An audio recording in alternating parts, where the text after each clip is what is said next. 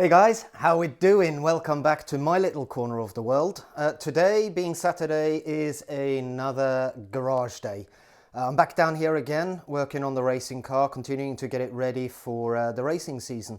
Now, before we move on, I just want to do a quick shout out to my friend Dominic Delaney, who owns SVP, Specialized Vehicle Preparations in the UK.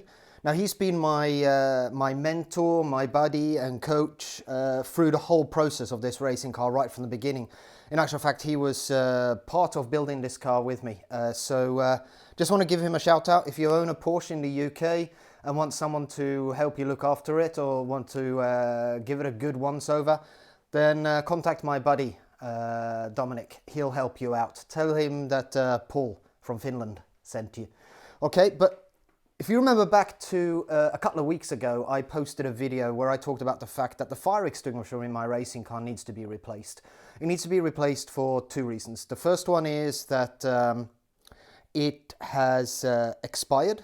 So after 10 years, the fire extinguishers need to be replaced in racing cars. They need to be refilled periodically during that 10-year time, but after 10 years, they are past their service life and need to be replaced. Secondly, the FIA have upgraded the regulations around the fire suppressant systems, and therefore I need to replace the whole system, not just the fire bottle. So that's our job for today. We're going to replace that, and I'll talk you through what I'm doing. I don't think I can do the work and hold the phone at the same time, so maybe we'll sort of bring you in periodically and I'll show you where I've got to. But before that, let me just show you the new system and the old system so that you can see what it is that we're replacing with what. Okay, so this is the new system that we're putting in. You can see the fire bottle here. It's a Sparco fire bottle, which has been it's certified, approved and homologated by the FIA. Here's the trigger box. So the systems are electrical, or you can get manual ones as well, but I prefer the electrical ones. They run off a 9-volt battery, so they're disconnected from the power in the car. This is for arming, disarming and testing, and should you need to activate it, there's an activation button for the driver. And then through the wiring that gets put in, there's also one that goes outside of the car so that a marshal can activate it as well, should the driver not be able to do so. You have the lines there for the fluid to go through, and then all of the replacement nozzles. Now there are more nozzles in the new system than the old system, and Sparco recommends that you put some extra ones in to protect the driver. We'll go through that in a minute. I also got a new harness because turns out the old one in my car had also expired, so time to get a new. So that was that. Here's one of the nice things with racing cars, right, is the fact that the doors are just lightweight carbon fiberglass doors, and they can be taken off the car and put back on again very quickly and easily. It's actually quite handy for when you need to work on the car. But here's the old system. It's a Lifeline 0-2000 system. Now Lifeline still make the 0-2000 system, but it's being updated now. But one of the issues I've got is there's not many places here in Finland that will refill a Lifeline bottle. The nearest one that I found is in Turku, which is nearly a 2-hour drive for me. So going with a Sparco model, I can actually get it refilled here in Helsinki, which makes it a lot easier for me each time I need to refill it. Plus, actually, added benefit, the Sparco system was a lot cheaper than the Lifeline one, but the Lifeline ones are really good. So here's the connection that goes off. You have one here is to the trigger box, which I've got sitting up over here, and we need to replace all of that. And then it's got two lines, or it sparks off the lines for the fire suppressant in two directions. One goes off down here, you can see it down here, goes up there and then sprays onto the driver's feet, and then the other line comes off, goes down here, down to the rear end of the car and up, and sprays here into the engine. So you can see it's only got 2 points here. The new system has got more additional points, Sparco recommends at least 2 going into the engine, and they also recommend putting some up in the roll cage towards the driver for the rear end engined cars. So that's what we're going to do. We're going to replace this system, but the first thing is to pull the old one out. So let's get that done first, yeah? Right, that required actually a little bit more work than I had anticipated. The old system had its electrical wires included into the wiring loom of the car, so I had to do some surgery to the wiring loom. Never really liked doing that because you never know if you're going to introduce electrical problems later on into the system, but this is only the wires were included with the loom. They weren't actually connected to any other wires in the loom. It's a standalone system, so I think it's going to be okay. But the old system is now out of the car. I'm going to show you some of the differences between the two systems for you. So you can see here the old bottle is substantially smaller than the new one. So the regulations have first of all said that you need to have more suppressant liquid in your car. I think the old one is 2.25 litres and the new one has gone up to 4.2 litres. The other thing that's interesting to note here is the difference in size between the old line and the new line. The new line is substantially bigger than the old one, so a lot more liquid can go through.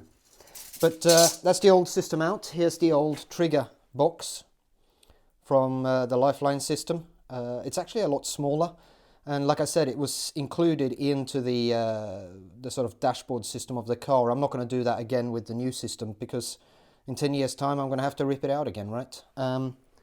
So that's it. Here's all the leftover stuff that's been pulled out the car, the old lines, etc. Now the next job is to install the new one and get it all wired in. So that's the next part. Let's get on to doing that.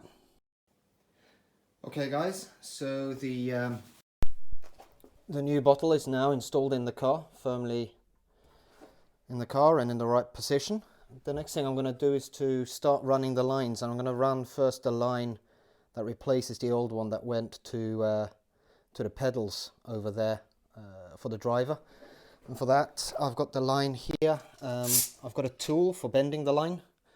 This is for bending brake lines, so it should work just as well. And then a tool for cutting the line, so I get it cut straight and even without crimping the line. So let's install that first line into the driver's feet and see how that goes.